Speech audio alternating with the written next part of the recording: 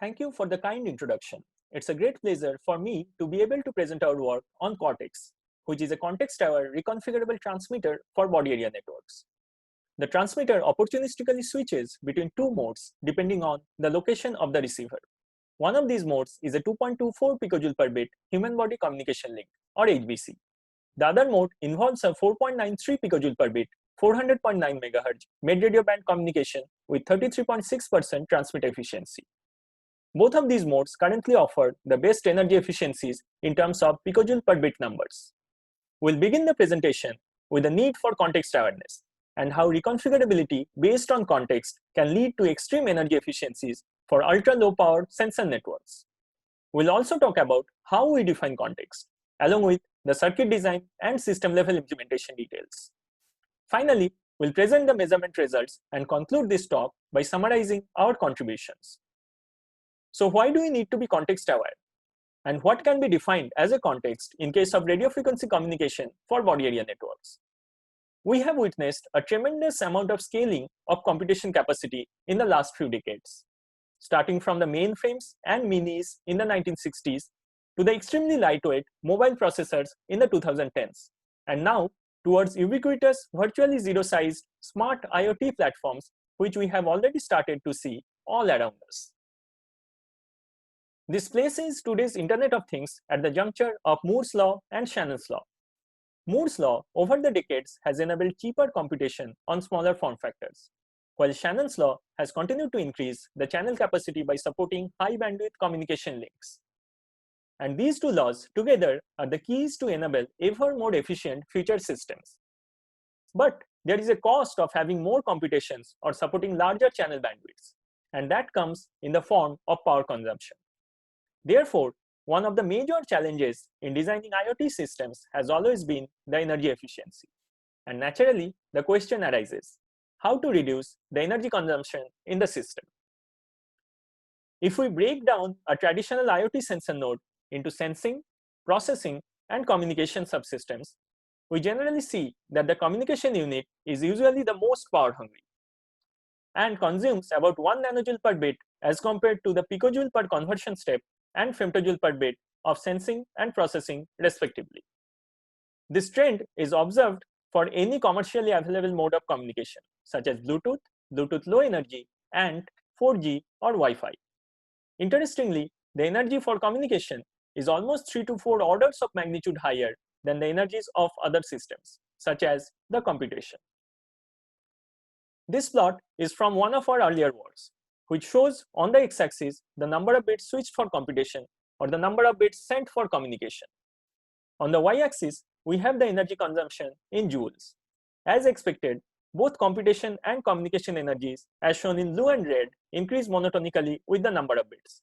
However, there is always a 1000x to 10,000x gap between the energies for computation and communication for both theoretical and practical implementations. This motivates us to investigate newer methods of reducing the communication energies for longer system lifetime that would eventually bridge the big gap in harvested and required energies, which is again a major challenge in the current systems. If we assume that a sensor has 1 Mbps of throughput at 1 nanojoule per bit, then it will consume 1 milliwatt of power when it is on, which means that a 230 milliampere hour coin cell battery will run out in a mere 9.5 days. Today's energy harvesting systems using solar, vibrational, RF, or inductive powering, all of these generate power in the range of 50 microwatt to 200 microwatt, which means that there is a 10x gap that needs to be reduced to make these sensor nodes fully energy autonomous. These kind of data rate and power numbers are extremely relevant in personal healthcare, wearable, and implantable systems, which is the focus of our work. The United States National Health Expenditures Report shows that the total expenditure on healthcare was $3.6 trillion in 2018, which is projected to increase to $5.1 trillion by 2022, almost 20% of which would be on personal healthcare devices. This growing market has led to increased research efforts to make these systems low cost, low power, or even batteryless. MedRadio, or the medical device radio communication band, has been one of the preferred choices for low-power wireless communication and is implemented near 400 MHz with an energy efficiency generally exceeding 100 picojoule per bit. This is still lower power than standard Bluetooth communication. On the other hand, human-body communication is one of the emerging technologies for wireless body area network which offers extremely low energy efficiencies in the range of 10 picojoule per bit or even lower.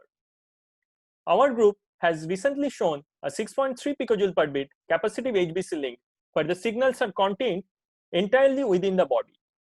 Performing HBC at lower megahertz ranges ensure that the communication is electro-quasi-static and the EM effects are minimized. This means that the signals do not leak outside and can only be transferred through touch. Also, the transmitting and receiving devices can be engineered in a way so that the loss in the channel is minimized. Both of these effects result in much lower power consumption. Also, since the signals do not leak outside the body, an attacker cannot snoop the signals wirelessly, making this technique more secure than traditional wireless. The currents injected into the body are much lower than the safety limits as regulated by IEEE, and hence the technique is safe for prolonged use. So this means that we can have very low power, secure and safe communication through HBC. But HBC also demands that the devices strictly stay on the body, as the data transfer happens only through touch. This leads us to the need for context awareness. If both the transmitter and receiver are on the body, we can have HBC. Otherwise, we can have MedRadio as an alternative mode of communication. In this work, we will show this context-aware reconfigurable transmission through context detection and present the HBC and MedRadio modes, which have both advanced the state-of-the-art by 2x and 90x respectively through a low-power shared LO generation scheme and voltage mode edge combination. Next, we define the context as the detection of on-body or off-body receiver for human-body communication. And for that, we need to understand the human-body circuit model for capacitive HBC. Imagine we have the transmitter device on one hand and the receiving device on the other. The ground plane of both of these devices capacitively coupled to the body and also to Earth's ground. We can model the equivalent circuit model as the one shown on the left. It can be shown mathematically that the overall channel loss depends on the ratios of 4 capacitances: C return Tx and C return Rx, which are the parasitic return path capacitances from the devices to the ground; C body, which is the parasitic capacitance from the human body to Earth's ground; and Cl, the receiver load capacitance. Now, if we lift the receiver electrode from the body, it will introduce one additional capacitance, say C dist, between the human body and the receiver. When the receiver touches the body, C dist would be large or almost a short. On the other hand, when the receiver is lifted off the body, C dist would become smaller. In the right-hand side figure, the channel voltage loss is simulated for different distances of the receiving electrode from the body. As shown on the x-axis, if the receiver is almost touching the body, the Rx distance is very small, say 1 micrometer. And in that case, the channel loss is only about 40 dB as shown in the y-axis. However, if the receiver is lifted off only by 1 millimeter, the loss increases by 36 dB. This means that touch can be used as a context by detecting on-body and off-body receivers based on the channel loss. This phenomena also proves the containment of the signal within the human body, which leads to the significant security advantage of HBC. Here we have the electric fields from the ANSYS high frequency structure simulator or HFSS. HBC is performed at 21 MHz according to IEEE 802.15.6 standard, while MedRadio is performed at 403 MHz. The electric field decays very fast for HBC as the signals reach outside, while for MedRadio the field decays slowly and the received power at a distance follows Free's path loss equation. This supports the hypothesis that HBC should be the default mode of communication as long as the devices are on the body, but should quickly switch to MedRadio as the devices are lifted off the body. For the circuit design of the implemented transmitter, we adopt a shared LO generation scheme for HBC and MedRadio that reduces the overall power. The COR-LO is generated through a 44.545 MHz on-chip crystal oscillator, which is used to generate the 400 MHz MedRadio LO through injection locking a 9-stage ring oscillator. The 9 phases from the ring oscillator are edge combined to multiply the frequency by 9 to get to 400 MHz. The baseband data also works as an enable signal to the edge combiner, thereby direct modulating it, which reduces the power consumption for high frequency generation. A voltage mode class D PA is utilized for better efficiency at low power, and an LC filter is used as the output for signal shaping. The same 44.545 MHz output from the crystal oscillator is divided by 2 to generate the LO for the HBC signal. The divider is also direct modulated using on-off keying for power optimization. The signal is then passed through a chain of buffers and a 4th order off-chip HBC type 2 filter for spectral compliance. An off-chip COR-Tx-based receiver on the board is used to detect the acknowledgement signals from the on-body or off-body receiving station or hub, which could eventually be replaced by a low-power, low-sensitivity on-chip receiver in a future work. The microcontroller shown on the left is for scan programmability and for providing the various enable signals. The Pierce crystal oscillator for 44.545 MHz generation is shown in the figure on the left. The measured power for the oscillator is 7.3 microwatt at 0.7 volt supply. For 400 MHz MedRadio LO generation, we could have opted for 3 choices. First, a ring oscillator, which has the best power and worst phase noise numbers. Second, a PLL that uses the crystal oscillator's output and has the best phase noise but worst power consumption. And third, an injection locked ring oscillator, followed by an edge combiner for frequency multiplication. This offers the optimum trade-offs between power and phase noise, which is why we chose this topology. Again, for the edge combiner, there were 2 design choices. First, a traditional current mode NMOS only edge combiner that also works as a power delivery subsystem. And second, a voltage mode CMOS edge combiner followed by a separate class D PA that isolates the LO generation and power delivery and provides better transmit efficiency at low power levels. This is shown in the right hand side plot, where the x-axis indicates the output impedance over R-on of the power delivery network, and y-axis indicates the transmit efficiency. For lower ZL over R-on, which results in lower power, voltage mode design has a better drain efficiency. Hence, we have chosen the voltage mode edge combiner and a class D PA and direct modulated the edge combiner with the baseband data for low average power with OK modulation. Special care was taken during the layout of the edge combiner and symmetric branches were employed to reduce mismatch and phase misalignments. The system level implementation is shown with a timing diagram in this slide. Once the TX is powered on, it starts in the default HBC mode. After a scan configuration has taken place, it expects acknowledgement packets from the on-body receiving hub. However, if the receiver is off-body and in absence of the acknowledgement packets, it would wait for a system timeout and then would switch to the MedRadio mode where the same set of events will be repeated.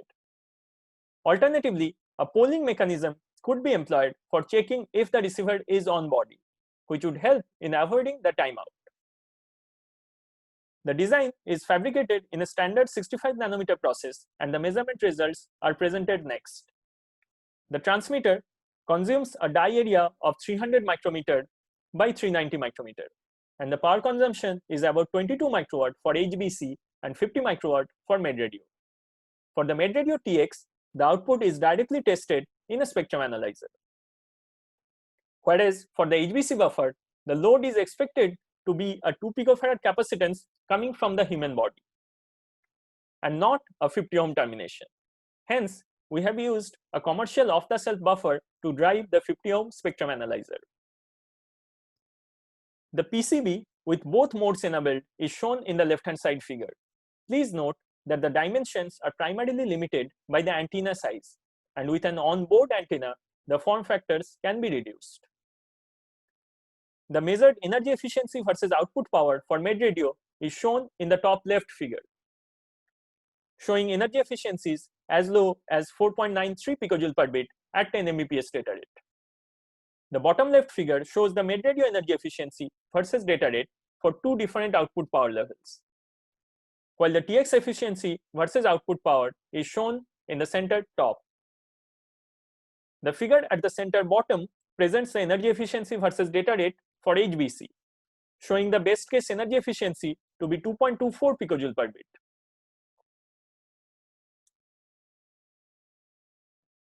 The figures on the right hand side show the transmitted spectrum for MedRadio and HBC respectively. In the standard compliant scenario, with a MedRadio data rate of 300 kbps and HBC data rate of 1 Mbps, both the transmitters meet the spectral mask requirements. In comparison with the state-of-the-art HBC and MedRadio transmitters, the implemented transmitter achieves the lowest power consumption for both the HBC and MedRadio modes. It also achieves the best energy efficiencies and exhibits the best transmit efficiency for MedRadio implementations through an analysis of voltage mode and current mode choices. Also, this is the first context-aware implementation with two reconfigurable modalities that would hopefully pave the way for extremely energy efficient systems in future. Finally, this plot shows the energy per bit and Tx efficiency comparison with state-of-the-art body area networks, including MedRadio, 2.4 GHz systems, and sub-6 GHz transmitters. The 4.93 picojoule per bit MedRadio is a 9x improvement in energy efficiencies of existing bands, while the HBC mode offers a 1.4x improvement. In terms of the Tx efficiency, the implemented transmitter is at par with the state-of-the-art wireless band transmitters. In conclusion, we have presented the lowest energy HBC and MedRadio transmitters through a combination of shared LO generation, direct modulation embedded in the LO generator, and achieved a good transmit efficiency through an analysis of voltage mode and current mode choices. The definition of context was analyzed and the context awareness was implemented through a system level closed loop control, which would help to reduce the overall energy consumption. With this, I conclude this presentation and would be happy to take questions. Please feel free to send your questions to the email address mentioned in this slide. Thank you.